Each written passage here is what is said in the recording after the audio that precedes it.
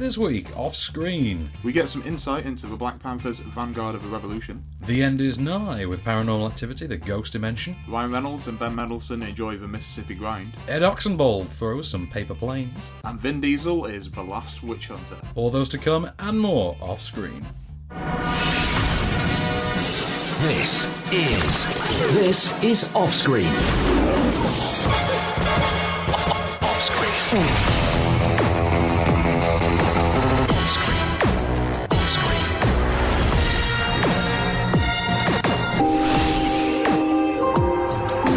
With the latest film news and reviews, this is OffScreen, the on-screen radio show.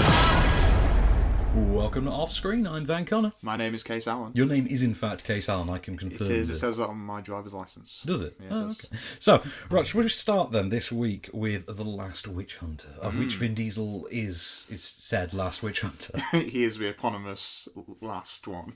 He's the eponymous last one. Okay, so the general gist, you might think this is based on a comic book, by the way. It isn't. No. It is not. This is a completely original property. Do you remember those? I've heard rumours. I've heard rumours. I think the last one we had was probably... Oh, Tomorrowland was one. And that did really well, didn't it, box office?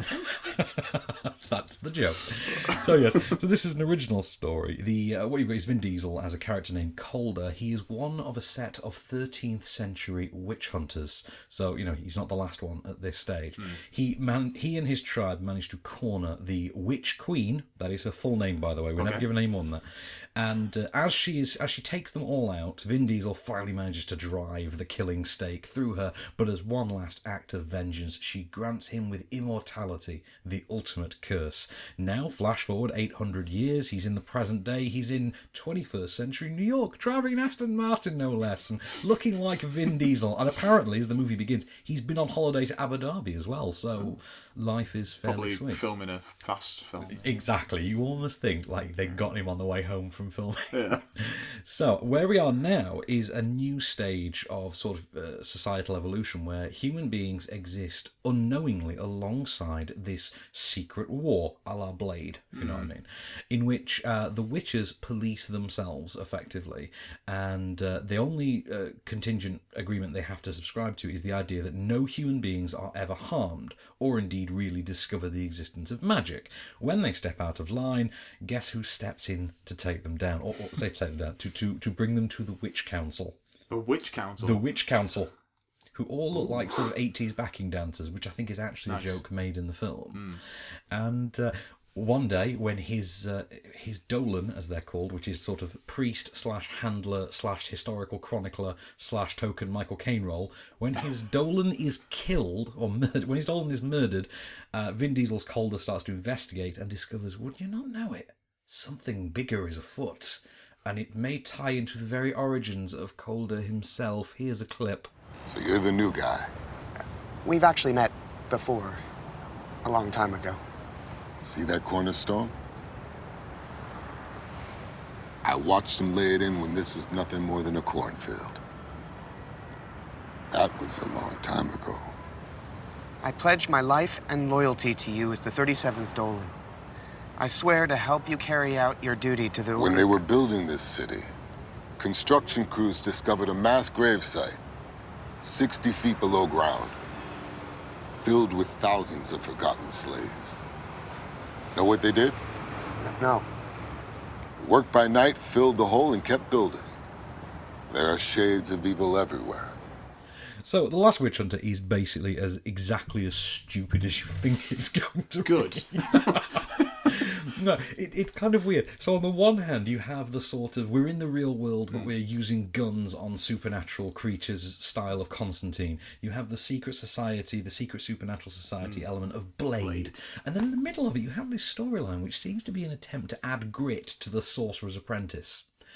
And there is actually one of the mainstream reviews for this has said the only surprise I got from The Last Witch Hunter was that it didn't star Nicolas Cage. The answer is this is slightly too coherent for Nicolas Cage. Could have been a season of a witch follow up. Really would have been a good one.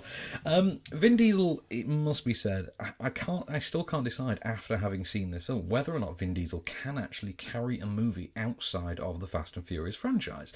Vin Diesel is a movie star as long as he's within that assigned and specific role. This film does not, clear up those muddy waters any more than you already think it would. It's got a solid enough supporting cast. You've got Rose Leslie. That is her name, by the way. I did look it up. Yes. Rose Leslie, a.k.a. Mrs. You Know Nothing Jon Snow. Mrs. You Know Nothing Jon Snow. And everyone came out of the screen. Oh, it's Idris from Game of Thrones. Okay. Ygritte. Sorry, Ygritte, not Idris. That's Elba. Yeah, Luther. Yeah. DCI. And then you've got Elijah Wood, who's playing that Elijah Wood sort of orgy shucks role that he does so well. But he did in Cooties last week. He did. You do have that sort of socially acceptable Will Wheaton parallel that he draws. I am the cute face of Will Wheaton. That sort of performance that he brings in. And then you've got Michael Caine, who plays Michael Caine.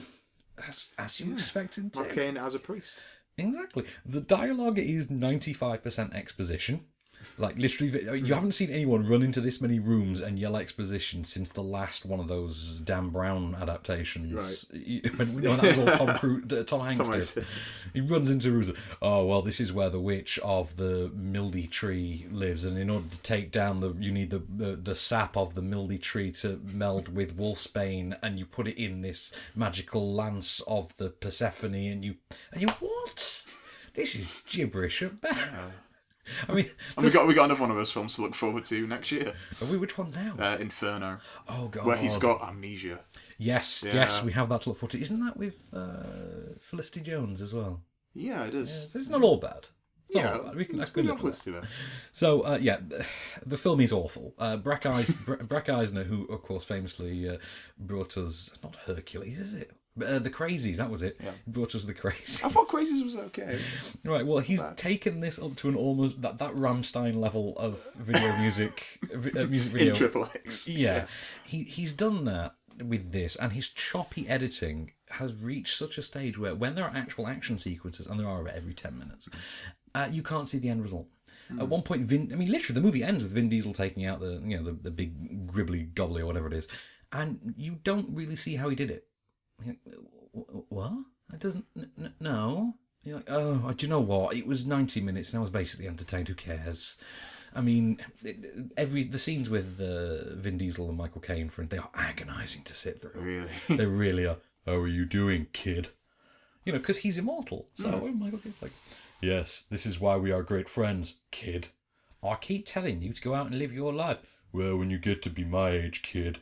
You're like, oh, shut up, Vin. He says kid more times than Garrett Hedlund. He really does. He really does. Yeah, he's on par with Garrett Hedlund for kid. Anyway, so it is Dross. You can save a lot of time by just watching Constantine again, or just go and watch The Sorcerer's Apprentice and have more fun. And please watch. That's a great film. Watch Sorcerer's Apprentice anyway, because it was the last time Nicolas Cage was really great, I think. Yeah, and just having a really good time. Yeah, I mean, to put it this way, there is a reason he's the last witch hunter. And this quite possibly could be the last Witch Hunter movie, so we'll leave it. No more franchises for Vin. No more franchises for Vin. No more franchises for that man. So should we have a look at the film news for the week then? Because let's do it. Got some rather interesting ones I this think week so, as well. yeah. So let's start with The Babysitter. This is the McG thing. Yes. Yeah, this is the dark comedy from McG. He's making this for New Line.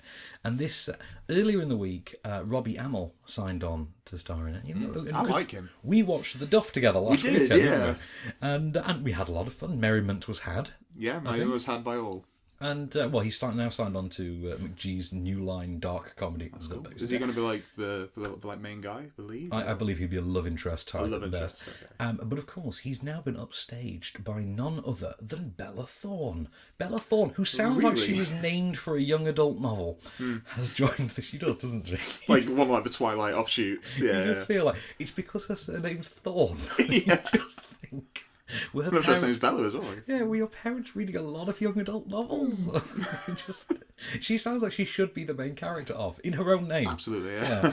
So she's now signed on as well. She won't be the title character, though. She won't be the babysitter. That will be Samara Weaving instead, who I must confess I'm not overly familiar with. She has been in something recently, because I knew the name. Yeah. But not enough to know who the hell she was. So, right, in the meanwhile as well, Live by Night. Yeah, very, very, very excited for this. I am as well. Dennis Lehane adaptation. Yeah. It's going to be directed by Ben Batfleck. Affleck. Yep. By Batfleck. It's going to be produced by Batfleck. It's going to be written by Batfleck. And it's going to star Batfleck. Yeah. And, well, now it's also going to star Chris Cooper as well. Now, I like this. Yeah. Now, I've not read the book. good. I confess I've not read the book, and I keep meaning to, and it's something that I feel very guilty for. I've read about half of Dennis Lehane's ones that have become films, and I've not read Live by Night yet. And when I looked into the character that Chris Cooper will be playing, which is of a Tampa, Florida sheriff whose daughter is an intingent part of the plot... Then I suddenly became very, very intrigued, because if anyone's going to make that work, it is Chris Cooper. It's the part who was born to play. There is a guy on TV at the moment in a series called Scandal. Oh, does Kase watch Scandal? Religiously. I'm a big fan of Scandal. I watch it in the gym every Friday morning, and the excessive number of love scenes do creep out a lot of the old people on the treadmills behind me. But but there is a guy in that series who looks exactly like Chris Cooper. Incredible. He just looks like just like a pound shop Chris Cooper. He's like Chris Cooper in 20 years, and he plays the character of Cyrus on Scandal. But that's neither here nor there. Let's move on then to another review. Mississippi Grind. Shall we take Mississippi Grind Let's on do next? this. Yeah. So Deadpool and Ben Mendelsohn, who I love. I love Ben Mendelsohn. Deadpool and the guy we just demanded was in a Star Wars movie, whether or not it made any sense. It's gonna happen. Did you know he kind of is, isn't he? I thought he is. Yeah, he is. Yeah, he is. He wasn't though, and everyone just demanded it to the point that he is now in Rogue One. Yeah. So Ben Mendelsohn, who I didn't really notice until I think we had The Dark Knight Rises and Starred Up in a very short space of time, and he was in both. He makes an impression. He's a very good actor. So we now have Mississippi Grind, which is the latest effort from the duo who brought us Half Nelson, which I presume is a film you know. I love that film. Shocker. I'm shocked. I will feign my shock that you are a fan of Half Nelson. It stars a character who dresses entirely like you are right now. So that is the truth. It kind of adds up. He also wears flannel shirts and short trousers. I think that is the only kind of comparison I will get to Ryan Gosling in my entire life. You don't eat cereal either, then. Never. So this is from the duo who brought us Half Nelson. So Ben Mendelsohn is Jerry. He is a degenerate middle-aged gambler, estranged from his wife and daughter, and one day he happens upon a young man named Curtis, played by Ryan Reynolds. And wouldn't you know it, Curtis is the most charming gambler you've ever met in your life, but he's also something of a good luck charm for Jerry. And so it's seeking to repay the mounting pile of debts against him. Jerry enlists Curtis to go on a road trip with him to New Orleans in order to use the obtained luck to try his chances and pay off said debts. But along the way, well, they're going to learn a lot about each other and themselves. Here's a clip. I can never last through those tournaments. Why'd you buy in? I like people. Yeah? You should stuck around. You're a good player. For a few hours, maybe, but I don't have the stamina for poker. I gotta ask you. What? Hold as I hold it. Yeah. Yeah. A pair of deuces. Really? That's it. That's all? That's all. Because I'm usually good at reading people, right? But you're all over the map. I can't spot your toe. You want to know why? Yeah. I don't care about winning. I just like to play. I really do. How come I've never seen you before? Just passing through. Where are you headed? New Orleans. Oh, man, I love New Orleans. Me too. What, you just headed down to New Orleans for the hell of it? Yeah, pretty much. Oh, that sounds all right. So are you a Mendelssohn fan? Yes. You big are. time. I mean, what's your Mendelssohn go-to Mendelssohn role? Startup is great. He's in a film called Animal Kingdom, which is really great Australian film. Is he Australian? Place Beyond the Pines. Yeah, he's Aussie. Oh, I always think he's English for some reason. I don't know why. What was that Jude Law submarine? Black Sea. That was the He was in one Black I was Sea. trying to remember. He just kind of pops up and makes everything 12% better. 12% better. Exactly 12%. I am a very big fan of Ben Mendelsohn, I must say. And it is Black Sea. That's what I'm trying to think of. I need to see Black Sea again, actually. The Black Sea is Norksec at depth. God bless you, Jude Law, and your terrible Scottish accent. That's why it's okay for He you can't to really do terrible. any other accent apart from charming, affable British guy, can he? No, not really. No, not really. Do we need much more from our Jude Law performances? I don't think we need terribly much more. So, you've got two terrific performances at the centre of this, from Mendelsohn and Reynolds, and they benefit from an excellent script, which basically it rounds out their relationship relationship very well, and it allows them to play very well off of one another. It's a relationship you can invest in quite heavily. You wholeheartedly buy it, and you move along. So every bump and knock that this relationship takes, you feel and you're affected by it, and you think, yes, these two are great. Ryan Reynolds hasn't been this good in years. I haven't seen Ryan Reynolds put his performance with this much effort since Buried. And that's the second time in a fortnight I've mentioned that. Yeah, it is. When are you going to talk about it next week? I will find it. It's going to be a weekly feature. When we're reviewing Spectre next week, we'll talk about Buried. We'll drop it in, yeah. We'll drop it in. Token Buried reference. And there are issues with it. I mean, it seems to be underdeveloped outside of the central duo, outside of Curtis and Jerry, Mendelsohn and Reynolds. The film doesn't seem wholeheartedly well developed. It seems like a lot of ideas have been put in and then just dropped by the wayside. Outside of Sienna Miller's character, for instance, there are no fully developed supporting characters in here. And Annalee Tipton turns up at one point as a sort of potential love interest for Jerry. And there seems to be a lot of setup in that character that never builds to or pays off on anything. And you kind of feel a bit confused as to why was that? Was that just an oversight in editing? Were you meant to leave that out? I'm confused.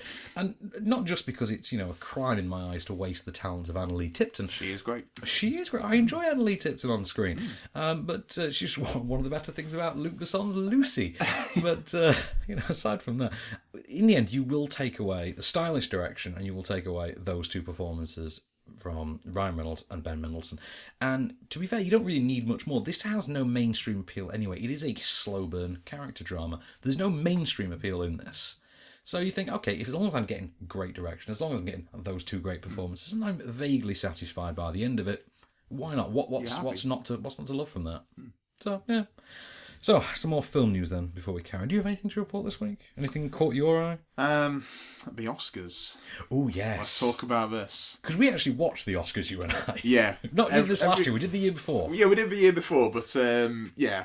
Okay, this is where I discovered that your fiancé is very militant about how you behave whilst watching the Oscars. Yeah, big time. Yeah, you have to behave. You have to set all of your predictions about a half hour beforehand. The memoriam's on. Shut up. Yeah, exactly. Bette Midler is singing. Everybody be quiet. Bette Midler is singing. You show your respect. Yeah.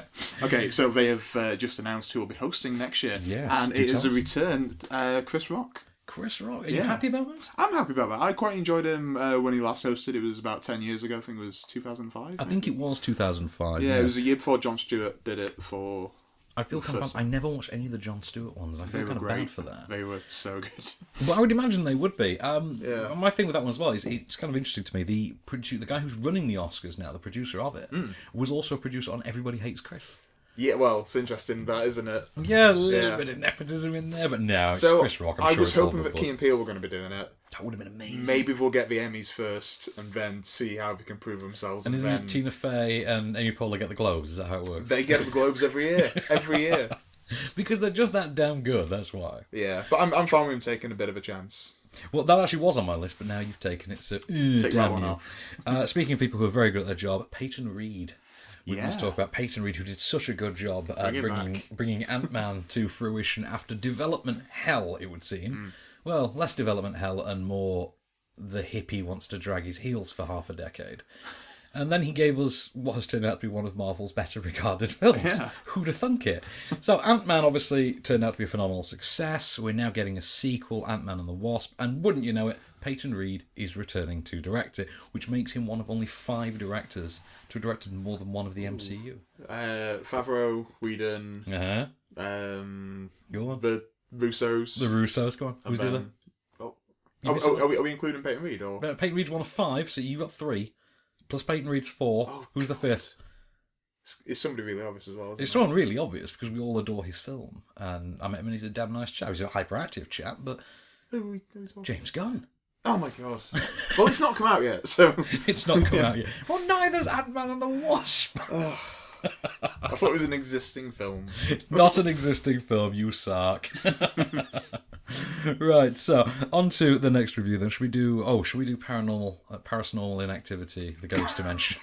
In 3D. In 3D. Yeah, let's do it. Okay, so set me up the plots, man. Right, so here's the plot case. There's this family, right, and they move into this house, yeah? Yeah, I got it. And when they're in there, yeah, what happens is, right, there's these ghosts, right, yeah? Have you slipped into your Michael Caine voice? You're going to be giving advice to Vin Diesel. I'm doing the voice of every person in the audience I can hear during one of these screenings. And I mean the people who sit through 90 minutes of absolute boredom and then at the end turn around saying the broadest Yorkshire accent imaginable. That were right scary, that. No, it wasn't. No, it wasn't. You're an idiot. It's not. That's why you kept looking at Facebook every 5 minutes. That actually happened. That did actually happen. I'm not surprised. Having worked in cinema for 6 years, I've seen that happen. It's the only film franchise where you excuse people for being on their phones because you could understand them being that bored. Yeah. Now, okay, so what you've got this time around is yet another family who have moved into a house, which it transpires is the house that Katie and... Oh, God, I forget the name. I don't think it matters. The two little girls, as grandmother had in Paranormal Activity 3, which was the period piece 1, and now it's years later. The house was destroyed, has now been rebuilt. The family have moved in. While they are unpacking, they discover, would you not know it, a box of old VHS tapes and a camcorder. But here's where it gets interesting, Case. The camcorder has the ability to see through dimensions. It will show you ripples in the fabric of death and life. It will show you like creatures from other dimensions in like wibbly wobbly form, and this is shown to us through 3D. That's even better than like an IMAX camera, that isn't it? Just... you see these things through 3D as well. That's the 3D effect, is the wibbly wobbly black smoke kind of stuff, and it transpires as well that the other side, which is the girls in the past, their ghosts are in fact our heroes in the present, but our heroes in the present have ghosts of their own who are in fact the girls in the past. Do you see I see it. Yeah. So this is Paranormal Activity 5, and actually 6 technically, and we're looping back to 3 because are we including the Mexican one? I can't remember. Oh yeah, you forgot that even existed. Yeah, and marked ones was it? The marked ones, yes, marked for racist humour. Yes, that was it. And it was one of the most unintentional. It was an unintentional racial satire. That's what it was. And now, so we have a clip. Katie, Christy, I want you to concentrate. Concentrate? I need you to concentrate.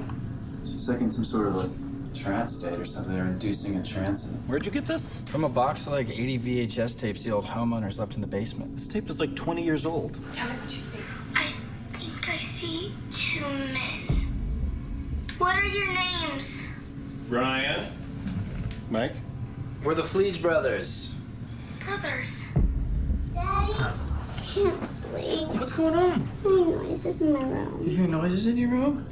Okay, well, Daddy will go up and make sure everything's... Bless you. What the hell? So that is the clip of our heroes in the present watching video footage of the past and having interactions with it as it goes on. As in, someone sneezes in the present, they hear it in the past on the video. What do you know? So, yeah, okay. So, I mean, I'll be honest, I was hoping for some kind of great Final Destination 5. I'm saying Final Destination 5? Is it 5? Final Destination 5. 5-0. 5-0. The 5-0 Destination. That's how it was written on the poster. Oh, brilliant. Yeah. I was hoping for some sort of Final Destination 5 loop around where it all came together and suddenly everything made sense. And that's why we had to sit through Final Destination 3. I was hoping for some sort of great loop. You don't get that, really. There is arcing back to the third film. But to be fair, after having sat through 5 of these, who's remembering them? I mean, it was difficult enough to remember them when they were 1 a year. We've now had, isn't it 18 months off, I think we've had now, something like that. Something like that. And the only thing I remember about any of these, I remember the third one, Paranormal Activity 4, was the one where they started trying to brand everything through Microsoft, so Skype and the Kinect. Yeah. And we got to see what evil looks like through the eyes of Microsoft's Kinect. I remember the trailer. Do you remember the trailer for that? Oh. And then we had the what I keep referring to as the Mexican one, where they had spinning chihuahuas on ceilings and everybody ate tortillas. Yep. And it had my favourite moment, my favourite ever moment in a horror movie, in which 2 cholos... that's the best way to use the term cholos. Responded to the presence of supernatural threats by whipping out shotguns and saying, "Cap this fool!" Oh, no. I need to see that. It was so bad. So bad. But, right, this continues the Paranormal Activity tradition now of being marginally better. They do get marginally better each and every time. Although not one of them still comes anywhere near qualifying as a halfway decent movie. They're all varying shades. Even the first one. Even the first one. I'm sorry, but no. Because it's one of those franchises like Saw that people always say, "Oh, the first one was quite good." I kind of disagree with that. I too disagree. No, I mean I like Saw. I must say, I like the Saw franchise. If this had even one film half as good as any of the Saw movies, I would have been very happy. However, it doesn't. Although, I mean, we have to point out there is a sort of loop around with Saw in one sense, because like Saw, this ends with a 3D entry in the franchise, and unlike Saw, it actually does something halfway decent with its 3D.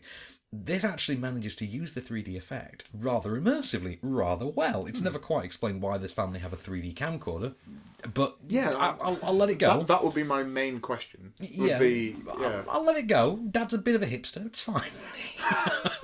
Dad's a bit of an early adopter type. It's fine. Oh, this is the other thing, because the story makes no sense, as none of these things ever do. Of course not. This franchise has such a convoluted mythology that even the Fast and Furious franchise are watching it and scratching their heads. But this film it's got a comic relief brother character who looks uncannily like Todd Phillips. And, I mean, really just looks like Todd Phillips. And then they've got, because all families have this gorgeous mid-20s, blonde, hot pants wearing feng shui expert who she's just there. And we don't know why. And she's just called Auntie. And I don't know why. She's called Auntie? She's called Auntie so-and-so. I don't know why you're here. Unlike the rest of the films as well, by the way, this one does drop the ball when it comes to the effects, purely by going full-on cartoony, like Roger Rabbit cartoony, at the end. It looks like hand-drawn 2D animation. It's ridiculously garish and sort of, I say, just... a bit jarring. Yeah, it is, given what you're accustomed to with this franchise. This is, I'm trying to remember the name of the director this time around. He is the editor of the series. He has been given the shot of directing the finale, which tells you how this process has worked out, doesn't it? That we've gone from, everyone directs this one, then the writer directs the next one, and now we're at the editor. Yeah. If this had carried on another 2 movies, we would have had the catering department in on the act. T-Boy. Yeah, the T-Boy would genuinely have fallen on the act after a while. Gregory Plotkin is the name of the series editor. Gregory Plotkin. And wouldn't that's a great name. I could do Friedkin, but I'd rather do Plotkin. But no, it is demonstrable rubbish, as all these films are. It's not terribly scary. I don't think this one even goes for jump scares. I was going to say, has it got any jump scares? I don't think this one even goes for that. This is why I don't watch these kind of films generally, because I just hate it when people get scared super like easily and just... there's somebody in the door. I'm like, yeah. No, I will tell you though, I ran into a mutual friend of ours who shall remain nameless. On the way, will I be able to guess who it is? Probably off a list of about 3, you would, yes. Who I ran into on the way into the screen, and then afterwards was told this person's response was, it was good and scary, but it's not scary though. Never mind. Do you know what? Who cares though, Kase? We're missing the silver lining here. It's done. It's over. This is the last. Is it definitely the last one? Well, does it wrap everything? It is, air quote, officially the last in the Paranormal Activity series. Although that doesn't mean anything. I'm gonna eat my words in 2 or 3 years' time when Paranormal Activity 7: Mission to Moscow opens. But until then, you know what? We survived, Kase. We made it. We did it. We made it through 6 of these buggers. 6 of them. It's over. We can take on anything now. We can. Bring me more Transformers. You know what? You can throw as many Transformers sequels as you like at me now, because you know what? There's one less god-awful franchise to have to suffer. Boom. With the latest film news and reviews, this is OffScreen. And we're back. So, shall we start with the box office top 10 then, Kase, before we crack on with the final 2 reviews? Yeah, let's do it. Number 10. We have Everest. Everest, she's dropped pretty quickly, hasn't it? It sort of came and went, that one, hasn't it? Yeah, I think there's other films to watch in the IMAX. I think so. I mean, it's like I say. I mean, I keep saying this. I wanted Vertical Limit. I got The Perfect Storm. I keep coming back to the runtime issue with it, which is it's a 2-hour film. It's an hour and 10, hour and 15 before you get to the inciting incident. That's a lot of character development for a film which largely then takes place in a blizzard, and you can't really tell anyone apart. And that's a bit of a problem. The same thing of, wasted female characters. I mean, Balthazar Kormaker does a decent enough job directorially with it, and I can see why it's an IMAX spectacle, because visually it's a very impressive film, but it is a very visually impressive disaster movie with certain caveats, and those caveats are worth considering if you're debating whether or not to throw down your 15 quid. Number 9. Brand new, The Lobster, which I haven't seen. I really, really want to see it. I have not seen it either, so this is going to be a very short one. I haven't seen it either. I hear very, very good things. So do I. It's such a great setup, great story for it. Great cast as well. Well, I'll tell you what, we'll have a look next Wednesday. If it's in the top 10, I think you and I should belt this one out. Definitely. Number 8. The Intern. The Intern, which I like very much, although it's one of those films that has hints of something larger. If you've seen the trailer, you know the moment in the trailer in which she says, how have we gone from, gentlemen like Harrison Ford in a generation where this? And you're like, okay, there's something to say there. But unfortunately, the film doesn't say much on those kind of themes. It goes along the more traditional Nancy Meyers type themes. Does it really need to say any more? It's one of those. It does what it sets out to do, but occasionally it hints just that like a it light could breezy do other things. It's like hiring an electrician and then finding out he's actually also a master sculptor. But you know what I mean? He doesn't sculpt anything, but he just casually mentions every now and again, whilst he's rewiring your house, that he's he's got like a BA in sculpturing. Exactly, yeah. It's kind of like that. And of course, it's got Adam Devine in it. Adam Devine? Let's say Devine. Adam Devine, who I know from Pitch Perfect and Modern Family, and have recently rediscovered in Workaholics. Which, it's a great show. It is a great show. I think he's very funny in it as well. And there's a nice little supporting cast going on. But of course, it's all about Robert De Niro and Anne Hathaway. And Anne Hathaway's doing that thing she does quite well. But De Niro is awake. That's the thing to bear in mind. First time in about 4 years. Very much so. Number 7. The Scottish Film. The Scottish Film, which you've not seen. I've still not seen. I will hopefully be seeing it soon. I did see another Mark Fassbender film very recently. Was this Mr. Jobs? It was indeed Mr. Jobs. Which I know. I was getting on. I tried to tell London and you were seeing it at that exact moment. Believe me, it killed me inside. We'll talk about it in a few weeks. But I look forward to it very much. I think you will like it. That's excellent. Well, I'm the apple whore of the pair of us, so... Oh, that's it, yeah, absolutely. But yeah, the Scottish film... Well, the Sunday Times called it Shakespeare for the Game of Thrones generation, and... Is that accurate? Okay, do you know what? It's actually not far off the mark. I think it's slightly better than that, but... I do think, as I've said to you before, it ultimately comes down to it is the same old product in a slightly newer package. And no matter what packaging sort of comes in, it's still the same product. And whether or not you like that product is not really changed by the packaging in this case. Number 6. Sicario. You loved this, didn't you? I loved this, and it has dropped really quickly in its second week, which actually I'm not terribly surprised at because it's not a crowd pleaser. Yeah, that's true, yeah. It is an amazing thriller, but it's not a crowd pleaser. No. And I think Del Toro will get some caveats in sort of pop culture, I think, for it. It will further cement the idea of the ruthless Benicio del Toro hitman type. But other than that, it's not got much in the way of mainstream appeal. I think it is a genuinely brilliant thriller, though, from Denis Villeneuve, I believe. I always say that. Who works excellently in tandem with cinematography by Roger Deakins. Roger, not Richard Deakins. Number 5. Crimson Peak, Mr. Del Toro. Yeah, it's kind of strange this one's opened so low, but it's not got an awful lot to sell it, really. I mean, the general public don't tend to know who Guillermo del Toro is, really, and Tom Hiddleston's hardly a household name outside of, Loki. Loki's more of a household name than Tom Hiddleston is. I would definitely agree with that. I think this might pick up in... Half term? Maybe half term, maybe when it is Halloween. I think so. I think it is something that a lot of people would say for Halloween. Absolutely. And I think that they'd be served well in doing so. I think it is a good old fashioned, family horror film, except rated 15, like the good old days. It is Del Toro doing that thing that Del Toro does in that classic Universal horror / Hammer element. Yeah. It doesn't quite do for that genre what Pacific Rim did for Toho. Yeah. But it's enjoyable enough. It is fun enough. It is slightly too predictable for its own good. But Tom Hiddleston's a lot of fun in it. Del Toro's on form. What's not to love from that? Number 4. And he's still on Mars. The Martian. Good old Matt Damon. He's still farming those spuds. Still farming them spuds. Well, this so far is one of my favourite films of this year. Hands down. It's a film that I keep... And I think it's a film as well that's going to get some pop culture recognition. You know, like... in future... Yeah, definitely. In future years, I think it will become a go-to pop culture reference. Like, Yeah. you know how Wilson became a pop culture reference being stranded? I think Potatoes will go down the same route. Definitely, yeah. For the same way.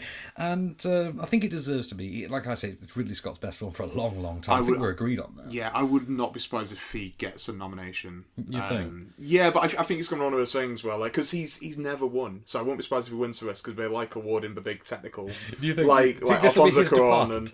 This will be his Departed. It's like, we owe you one for all those years. Have it for the one that's basically entertaining. That's it, yeah. That's what it will be.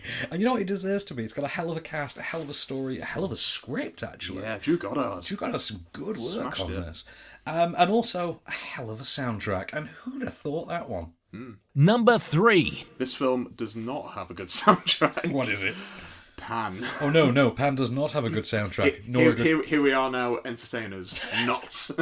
Well, my favourite was, hey, ho, let's go. Oh, no. Joey Ramone is rolling around in his giant 6'5" grave. That's basically it, yeah. Oh, dear God, this is a terrible, terrible film. This is one of those films that in years to come, I think even Joe Wright will look back on and think, good Lord, what was I thinking? You know that Joel Schumacher interview in which he basically apologised. Oh, he said sorry, for Batman and Robin. I think Joe Wright may do something similar after this, because this is a stinker of a film.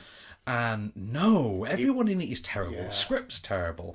The direction's sort of half-hearted once it actually gets to Neverland, which once it gets to Neverland, it's like Joe Wright isn't there. It's like some studio guy just took over. Kind of is. And Garrett Hedlund, what the hell were you thinking? Awful performance. I'm hooked, kid. How can I help? You know? Shut up, Carl Urban. All I got left was my bones. But no, this is hands down, I think, one of the worst films of the year, surely. Like, it must be one of the biggest kind of disappointments but the trailers, I think, set it up quite nicely. The trailers sold it quite well. It did feel needless even in the trailers, but I don't think any of us saw the trailers and think that's going to be one of the year's biggest stinkers.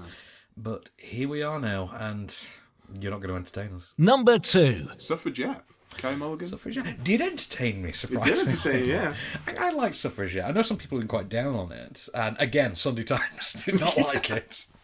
We're just going to be bad about them every week now. No, I like Camilla. I like Camilla very much, and she and I like that she has her opinions and she sticks to them and she backs them up with at least sound reasoning. I think you need to do that. She didn't like Suffragette. Now I did, because I think Suffragette for me is a film that it is that bystander to history angle. I like the fact that it's not a wholehearted drama about the suffragettes. It is about one woman's struggle that happens to coincide with the suffragette movement. It's not about Emily Pankhurst. It's not about Emily Pankhurst. It's about Maud Watts. And I like that about it. And I like Carey Mulligan's performance in it, although one of these days I would pay good money to see Carey Mulligan smile. Just once. Just once. If there's a director out there who thinks who wants a challenge, just construct She might have smiled in an education. No, I don't think so, surely. Just Peter Sarsgaard buys her a car. She must smile. But he's still Carey Mulligan. She wouldn't smile if he bought her a car. I mean, say, the director is up to the challenge. It's going to have to be a period piece, obviously.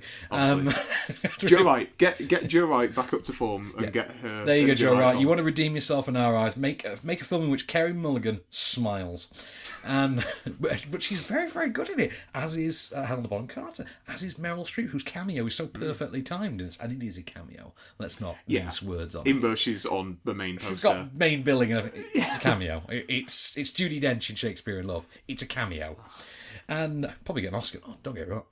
Well, Juno's got an Oscar for 8 minutes worth of work. This will get an Oscar. This will get Oscar on. The film will. I think Meryl Streep will as well. So, no, and I really enjoyed it. I was gripped, I was moved, I was disheartened at times, and I really loved that cinematography as well, which I forget the name. Yeah, the guy you who did Buried. Well. He did Buried. Yeah. And I remember thinking... Buried just comes up every week, doesn't it? Yeah, good old Buried. Number 1. And the Drac Pack is back at number 1. The Drac Pack is back. Is that actually a marketing slogan? Or it is. Yeah, okay, so I didn't just pull that out of my ass. It's actually... No, it was on... Yeah, it might have been one of the posters for the first film. I think Do you know, used it again. When I sort of came up with it in something I was writing, I remember feeling really bad about myself. I was like, oh God, I feel like I need to shower after coming out of that awful pun. And then it got pointed out to me, yeah, that's actually a marketing thing. I'm like, oh dear God, okay, I'm redeemed. Fantastic. I thought I was turning into John Mosby for a second there. That's the kind of awful pun he would come out with. Yeah. But yeah, you really, really enjoyed this. I've seen the first Hotel Transylvania. Not seen the second. I've not seen the second one. I really enjoyed the first one. I think you will enjoy the second. It is on par with the first. Very much so. It's very much on par. And it's one of those that builds on the successful elements of the first film and adds enough in the way of new material as well. That's through good. the creation of, for instance, Dennis or Denisovich. Denisovich. And you get to see more of the characters that you like and more facets, particularly to Drac, for instance, because you had the whole story arc in the first movie was about he was an overprotective father and he feared losing his daughter. And now he's a grandfather, he's the other way around. He's the reckless one, and his daughter is the overprotective one. And I think that's kind of a good change. That's a good twist. That kind of works. And the fact that it's a classically Lugosi-style Dracula just adds to the comedic element, which then gets bolstered, of course, by the addition of Mel Brooks as Vlad, which is fantastic for me. And like we pointed out last week, I didn't notice that Keegan-Michael Key had replaced CeeLo Green. Yeah, he does good CeeLo. And he does in fact do a good CeeLo. So hats off to you, Mr. Key. So should we do some more film news before we carry on? We have, of course, got some very sad news. We certainly do. So there was a local film historian and movie buff that was quite well renowned in the area. Can I just point out as well? Now, I didn't know him personally, okay, but I crossed paths with him about 3,000 times. Yeah, said hello to him in passing. Yeah. Didn't really know his story. Didn't know him, but I sort of crossed paths with him and said hello to him occasionally, and that was it. And it's one of those things when you find out who he's like, oh wow, that's that guy. Yeah, it's that guy. Okay. Okay, so his name was Dr. Clifford Shaw. He was part of a. I don't know what the title of the film society was, but it was like a local film society. And he was a local film historian, went to the Sheffield Doc Fest. He did. I knew this of him. Year. And I used to work at Cineworld Sheffield and would see him, like yourself, every single week. Every Friday, he was in every film. And I remember running into him in a preview of Despicable Me 2 once. Really? And him being strangely excited about it. Yeah. But I remember being in a screen with him at the showroom a good couple of years ago. It was a screener of The Deer Hunter in 35mm, and he did a small talk beforehand. All right. Yeah, that was absolutely fascinating. But yeah, fantastic gentleman. We will be sorely missed. Dr. Clifford Shaw then passed away this week. So on to different news then. Alec Baldwin's got a new film. Oh, has he? It's a bit of a come down after that, really, isn't it? Alec Baldwin's got a new film. It's not going to be as fun as his turn in Mission Impossible, but he's reteaming with Demi Moore. Oh, really? He is. Reteaming with Demi Moore. Michael Mailer's independent drama, Blind, it's called. And this is going to be the story of Alec Baldwin as a novelist, an author, who is blinded in a car accident which kills his wife, only to then begin a relationship with a married woman, played by Demi Moore, through which he rediscovers his lust for life and writing. So, what could go wrong? Could work. Pointless news of the week. New Line are moving forward on a sequel to Annabelle. Why? I don't know. Who are the people who liked Annabelle? Where have they dug up these people? Like, I would imagine the house underneath the Paranormal Activity. They were buried on the land. Yeah, that kind of adds up. So, should we move on to our next review? Then what have we got? Okay, coming up now, Black Panther, Vanguard of the Revolution. Well, this is the latest from Stanley Nelson, documentarian maker who specialises, it seems, in Black American history. To which you think, okay, fair enough. Always a topic you can mine a good documentary from. And of course, naturally enough, he has now turned his attention to the Black Panther Party. Is it the Black Panther Party? The Black Panther Organisation? I think they refer to it as the party. It's a party, yeah. So this is a documentary which takes us from the very beginnings of the formation of the Black Panther Party through to its not so much its downfall and its dissolution. I don't think it was ever really properly dissolved, but it's sort of fading away and the aftermath of its decay. Here's a clip made up of the trailer, incidentally. The Black Panthers. Black Panther? The Black Panther Party. Black Panther movement. The Black Panthers were absolutely unique. Being black in America meant that you didn't walk down the street with the same sense of safety and a sense of privilege as a white person. Attack dogs, fire hoses. Police jump on you, beat you up, put the gun at your head. This is what we were going through on a daily basis. We stand on the eve of a black revolution, brothers. Now we have voices within the community that we're not going to continue to turn the other cheek. Black Panthers, Vanguard of the Revolution there. And right, I have to say on this film, this is one of the most entertaining documentaries you're going to have seen in a long, long time. This is like watching a Best Picture winner waiting to be adapted. And you watch the film and you think, how has there never been a straight mainstream movie on this? Because you wouldn't even need to change the script. Must have been. No, there've been films that have intersected with it. And I was talking to Greg Bird the other day, and I was telling him, he said, what films have you seen this week? And I said, I've seen this. Oh, Black Panther, Vanguard of the Revolution. He said, how was that? And I went, well, if like me, you went into the film and all you knew of the Black Panthers was that single scene in Forrest Gump, then you're going to learn a lot. Which, it's an exaggeration, because obviously this is the thing. We have our knowledge of the Black Panthers through various different films, period piece cinema. Things like Malcolm X, things like that. We glean different aspects of it. So it's nice to have it all in one place for a change. And we get the story of the Black Panthers from their beginnings as a private defence group, effectively. They were a civilian defence group. The idea was it was legal for them to carry firearms in public. So they would turn up on the streets, and when they saw a white police officer accosting a black civilian, they would simply stand by, hands neatly folded, guns sticking out prominently, and they would effectively silently intimidate the police into behaving. To which you think, okay, that's kind of a neat idea. I've never heard it would work. I'd never heard it laid out like that before. And of course, then it spirals into social programs, things like they have a breakfast program for kids, and they have charity drives, things like that. And then, of course, the fractures begin to form within the organisation as certain members are sent to prison, certain members get ideas above their station, and as we're told at the very, very beginning of the film, by the end of it, no one quite knew which party they were a member of, and that in one way signifies a very big problem with the film, because the film picks a standpoint early on. This is effectively a charitable organisation that sort of went off the rails. That's the idea it goes with, and it doesn't really add much more to that narrative. It kind of wants to stick with that narrative. I think you're ignoring certain other aspects. Apparently there were over 50 people interviewed, but only 30 appear in the film. And the film constantly begs the question of exactly what those other 20 people had that didn't make it into the film. What kind of perceptive twist they may have added to Nelson's narrative. Now, the film has some great characters, some absolutely brilliant characters in there. I mean, it's got a lot of archival footage, for instance, of Huey Newton, Eldridge Cleaver, who was effectively... Eldridge Cleaver gets described at one point as... I'm going to paraphrase it because I can't say the full version on air. Okay. I'm going to paraphrase it as he does get referred to as insane. And in a way that just will have you absolutely howling. And that's the thing as well, the film is very, very funny.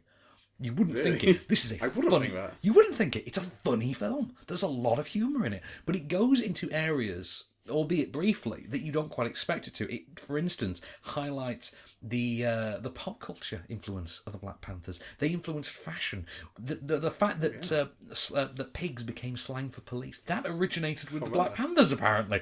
The Black Panthers' attitude to gender politics is quite interesting as well. For instance, they featured more women in powerful positions, and men made the breakfast and things like that. That's really interesting. They were also a fashion influence. The leather, the afros, things like that. They were... Exactly, they were more of an influence than we really give them credit for, I think. And there's a lot of stuff in there that you just really had never considered. But also, it does work as a straight history lesson, albeit you do feel that some liberties have been taken. I'm not sure exactly what, but you can't help but feel throughout that there's some slight liberties being taken. It is also noticeable that no one really attached to Eldridge Cleaver, aside from his wife, no one really speaks up, I think, for Eldridge Cleaver, which I find very, very odd. say it's got a kick-ass soundtrack. Naturally enough. You would expect that. It has got a great soundtrack. It's got a neat little appearance from Ronald Reagan as well that you can't help but love. And if you know nothing of the Black Panthers, and I wouldn't say I knew nothing, I'd say I knew very little, you'll learn some stuff. If you know a lot about the Black Panthers, there's a nice sort of nostalgic revisionist sort of element to it. But if you're just looking for an entertaining documentary, look no further. This is a lot of fun. I mean, it shows you some absolutely horrible things, but there is some surprising fun in there. It's a PBS documentary, so I imagine it'll be on Netflix in about 20 minutes, but it is definitely one to watch. So, some more film news before we move on to our final review of the week. Oh, Joe Dante's got a new film. Have you heard of that? Has he really? No, I haven't heard about this. Joe Dante's got a new film. And this is going to be, wouldn't you know it, a supernatural thriller. It's kind of in his wheelhouse, isn't it? Go figure on this one. It's going to be called, I'm going to pronounce this, Labyrinthus. Okay. I think. Labyrinthus. So that's Joe Dante has a new film. Let us enjoy that one. Meanwhile, Jason and the Argonauts is getting a remake. Because, of course it is. Because ... money. Because potential franchise. Because Paramount need a franchise and Hercules didn't work out. I don't know, maybe that. Let's see what else we've got now. Back to the Future Day. We had that this week. We did, Did you watch any of the films? I watched number 2. I watched number 3. Did you really? See, I would be controversial and say number 3 is my favourite. Really? Yeah. Number 3 I watched only because it's the one of the 3 that I've seen the least. I've only seen number 3 about 3 dozen times. So I would say number 3 is my favourite just because it was my favourite as a kid. And I just loved the Good Western when I was a kid. Oh, my favourite was always been the second because I love the time travel science. Well, they are all great. But... I love the whole parallel timeline. Jaws 19 is my favourite. Jaws 19 is a great joke. Yeah. And did you? I think I'm trying to remember one of the picture houses, I believe, actually put it up as on their sign that they were showing Max Spielberg's Jaws 19, yeah. Excellent. But so Back to the Future Day turned out to be a bit of a profit churner for Universal. Do you know how much it pulled in? No, how much? Worldwide, Back to the Future Day earned Universal $4.8 million. That's a good little earner, isn't it? That's not a bad little... For a film that's been out for 30 years. Film that's been out for 30 years. It's still got some clout, it seems. Fantastic. So, fair play to them. Meanwhile, Walt Disney, final bit of news. Walt Disney have announced their own on-demand, UK-only streaming service. It's going to be called Disney Life. It's not going to feature Marvel or Star Wars. Really? That's interesting, isn't it? Possibly because those are part of their deal with Netflix, perhaps? So, presumably they're going to pull the Disney classics and all the stuff that they have with Netflix. I thought those were part of the deal with Netflix, but who knows? They've got some crazy stuff on with Netflix. They've got all the 50s and 60s crazy live action. They've not got Song of the South, though, have they? No, I think there's a reason for that. It's never Song of the South, is it? You've just watched a Black Panther film. Why would you want to watch That's very true, actually. Although Dumbo, I think, is more racially insensitive than Song of the South. But, so one final review then. Paper Planes, is it? Yeah, it's Paper Planes. Okay, so Paper Planes, which is this very sweet little Australian family drama. Also a family drama with a tinge of comedy to it. Stars Ed Oxenbould and Sam Worthington and Terry Norris.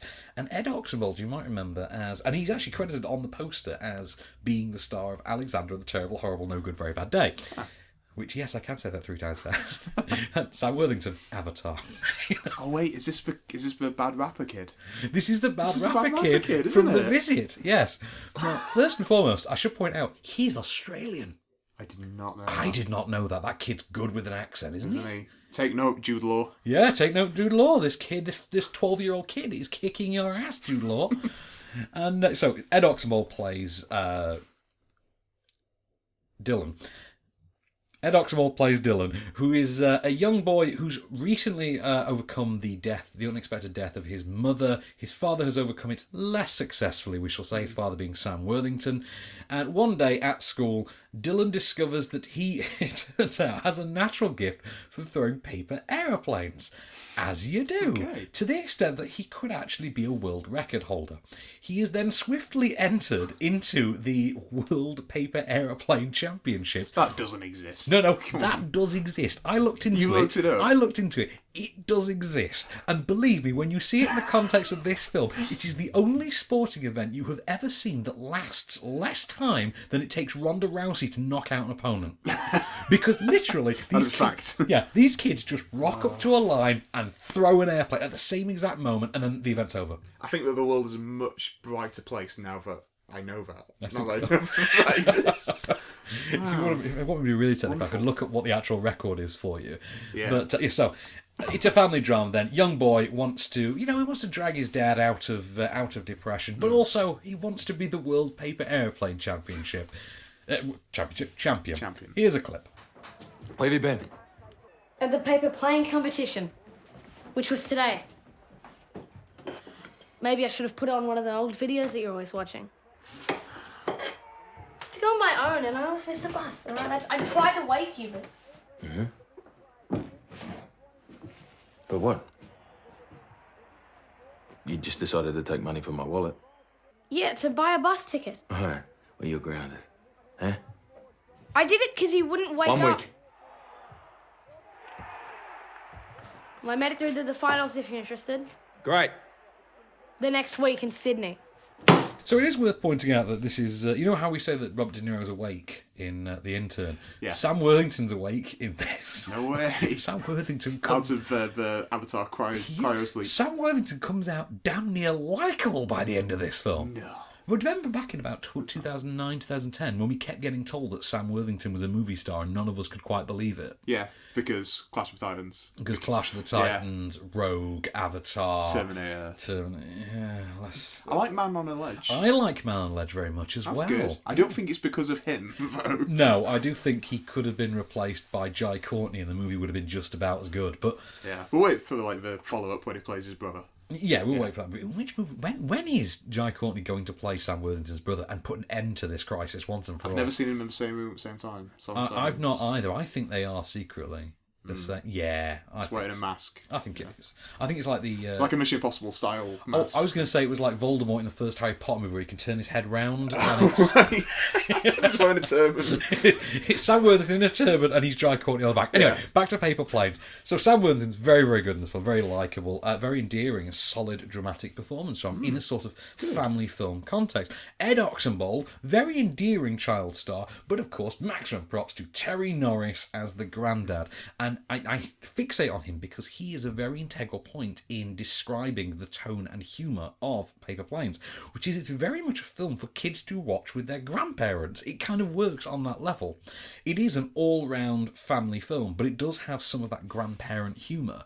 There is a moment in which it's not so subtly implied that Grandad has been boning most of the fellow residents of his nursing home, but it's done in this charming, family-friendly Australian way that you can't help but smile at and admire. I do think it's a really funny, really charming, really sweet little film. Adorable would be the best way to describe it. It sounds adorable. And that's it. I mean, it has flaws. I mean, the bully character in the film is really woefully poorly written, but also overplayed. So the end result is something akin to sort of Tom Felton's Harry Potter sort of character. You know, where it went a little bit panto. Very much the case here. And then David Wenham turns up. No way. Yeah, Faramir turns up as a pro golfer, and he's in this film for apparently no reason, other than he's just worked with the director an awful lot. And this is Robert Connolly directing, who's a sort of not really not internationally known, but he is quite a sort of consistent Australian director, and he's worked a lot with David Wenham, and you see it in the film. You're like, okay, I can kind of, this has the feel of I'll get the gang back together and we'll do a film together kind of thing, because he's worked with Ed Oxenbould as well, and it feels like I'll just get my mates on the casting together. I'll make a paper airplane movie. It was released in 3D overseas. When you see it in 2D in the UK, because it's only in 2D in the UK, you can tell what will and won't have been 3D. And actually, I would have been intrigued to have seen it in 3D. Because obviously it's paper airplanes. You kind of imagine. I'm surprised that it was a 3D release. But I don't know, you can make anything. We had this a year ago with T.S. Spivet. Oh, of course, yeah. Because I saw that at a distributor show with Chris Wilson. We saw it in 3D. And I declared it to be the best use of 3D technology since Gravity. It was then released by Entertainment One in the United Kingdom in 2D. So, yeah, I'd only shown at the showroom in Sheffield, so... Make of that what you want. But no, I recommend Paper Planes. If you're looking for a good, fun family film, definitely check out Paper Planes. So, in the meanwhile, we've got to pick a film of the week, really, haven't we? We've got to. I'm going with the Black Panthers. Okay. I am, because if I'm going to watch any of these films again, I'm going to watch the Black Panther one. I think you've sold Mississippi Grind to me. Not that I need you would selling love it. on it. I think you would love it. Yeah. Because that's the thing. I think the idea of a slow-burning character drama is very much your thing anyway. That is completely me. It is completely you, isn't it? That's my entire life is just slow burning character drama. I feel like the only question you have to ask is there a budget less than $5 million? Then I'm in. Yeah, if it goes 1 cent over if it's 1 cent over $5 million, you have lost my money, sir. Yeah. As we start, have a top-lined a superhero film. That's it, yeah. Well, Ryan Reynolds will, unfortunately. Well, yes. Very much, will Ryan Reynolds be on his 4th one next? Is Deadpool's 4th one? I think it will. Well, what are we looking at? Blade, Green Lantern. Don't forget Wolverine. Oh, I tried to forget it. Yeah, so this will be his 4th time, but only his 3rd character. Yeah, it's interesting to know. But yeah, Black Panthers, definitely check out Black Panthers, Vanguard of the Revolution. Damn fine documentary. Very entertaining, very interesting. And the behaviour of Eldridge Cleaver will amuse the hell out of you, if not outright terrify you. So, let's have a look at next week then. So we've got some interesting ones to come next week. We've got a pretty big name coming up next week. We've got a pretty big name to come up next week. Yeah, what is that name? That name is Under Milk Wood, the remake of the Dylan Thomas adaptation. You played me like a fiddle, sir. I did. No, I kid. That name is, in fact, Fresh Dressed, a documentary about the influence of hip-hop on the fashion world. No, I kid.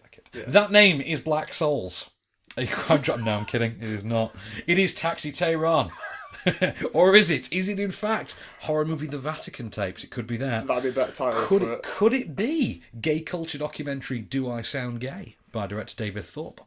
Or could it be that little indie film Spectre? I think the second to last one. I think it's Do I Sound Gay? Definitely. Right. Well, it's the thing I thought Daniel about, Craig. My favourite one is, when you're talking about Spectre, how many times are you going to use the word inspector? Yeah, how many times are you they didn't think about that, did they? Come on, man. Really What are you doing? But I was like, that's all to come next week off screen. In the meanwhile, pop along to onscreenfilm.com, go in our competition section, and we've got some interesting goodies to go. We've got the Ed Sheeran stuff to go away. Oh yeah, signed posters and stuff. Cooties DVDs. Cooties DVDs, great program stuff. We've got all loads of stuff to go, and loads of stuff still to come on there as well. So keep checking back. And as certain competition entrants have proven, you apparently can enter as many times as you like, hourly if needs be, and that has actually been attempted. So, how badly do you want that novelty notebook? Yeah, it's really true. So this has been a Candystore production for OnScreen. I've been Van Connor. My name is Kase Allen. And we'll be back next week. Just show me the way to get out of here, and I'll be on my way. You've been listening to OffScreen. For more news and reviews, visit onscreenfilm.com.